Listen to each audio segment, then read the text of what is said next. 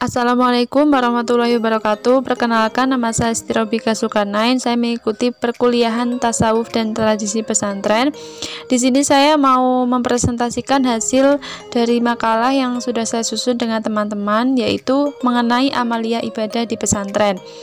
Langsung saja kita ke topik pembahasan. Yang pertama mengenai pengertian amalia ibadah.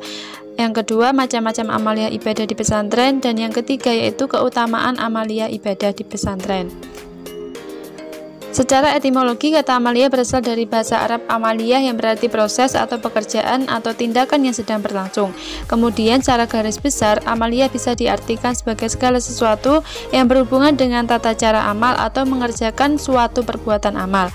Dalam ilmu hukum, amalia merupakan suatu aspek ajaran yang mengatur perbuatan manusia, dan salah satu dari unsur aspek tersebut adalah hukum tentang ibadah, yakni ketentuan hukum yang mengatur hubungan manusia dengan Allah.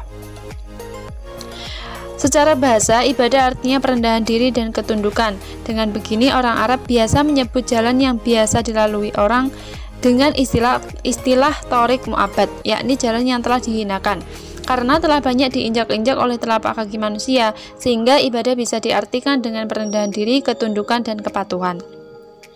Syekh Muhammad bin Shalih Al-Utsaimin rahimahullah menerangkan di dalam syarih Salasat al-Usul bahwa pengertian ibadah bisa dirangkum sebagai berikut, yakni suatu bentuk perendahan diri kepada Allah yang dilandasi dengan rasa cinta dan pengagungan dengan cara melaksanakan perintah-perintahnya dan menjauhi larangan-larangannya sebagaimana yang dituntunkan dalam syariatnya. Selanjutnya, berdasarkan dua susunan kalimat yang sudah dijelaskan, yang dimaksud dengan amalia ibadah sendiri adalah suatu kebiasaan yang berupa amalan atau kegiatan yang dimaksudkan untuk kepentingan ibadah kepada Allah. Dalam hal ini, biasanya pada setiap pesantren itu memiliki ciri khas tersendiri dalam pengamalan amalia ibadahnya, karena biasanya disangkutkan dengan tradisi yang sudah ada sejak zaman kiai-kiai sepuh terdahulunya. Hal tersebut nantinya juga akan ada hubungannya dengan pendidikan rohani dalam kehidupan pesantren.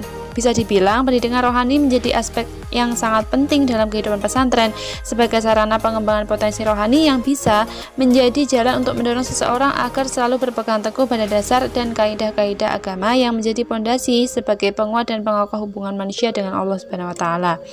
Selanjutnya yaitu macam-macam amalia ibadah. Ada dua di sini, yaitu yang pertama ibadah khosoh atau bisa dibilang dengan khusus, dan ibadah amma atau bisa dibilang dengan umum.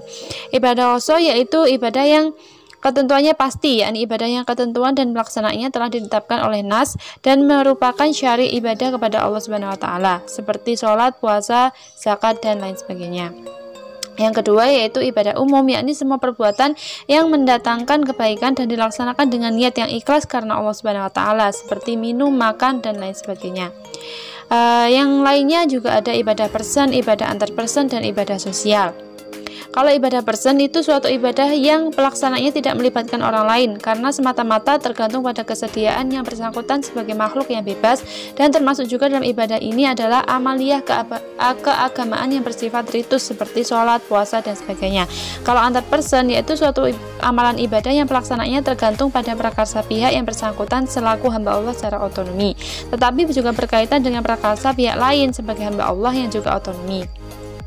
Selanjutnya itu ke ibadah sosial, karena ibadah ini bisa dibilang kegiatan interaktif antara seseorang individu dengan pihak lainnya dibarengi dengan kesadaran diri sebagai hamba Allah Subhanahu wa taala. Yang lainnya yaitu macam-macam amalia ibadah seperti sholat fardu berjamaah, sholat sunnah, puasa sunnah, tadarus Al-Quran, hingga menghafal Al-Quran.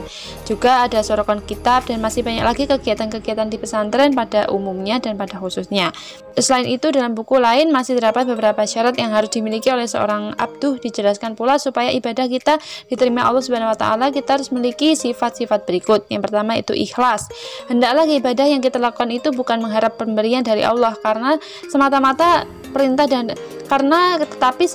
karena perintah dan ridhonya, juga bukan karena mengharapkan surga, dan bukan pula takut karena neraka, karena surga dan neraka itu tidak dapat menyenangkan dan menyiksa tanpa seizin Allah.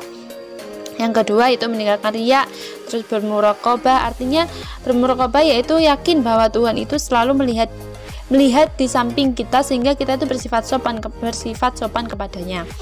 Yang keempat yaitu jangan keluar dari waktunya. Yang kelima, selanjutnya dari sisi lain akhlak seorang mukmin itu juga termasuk ibadah, yakni lantaran yang menjadi barometer keimanan dan kehinaan serta yang menjadi rujukan bagi orang yang dilakukan dan ditinggalkan adalah perintah Allah Subhanahu wa taala.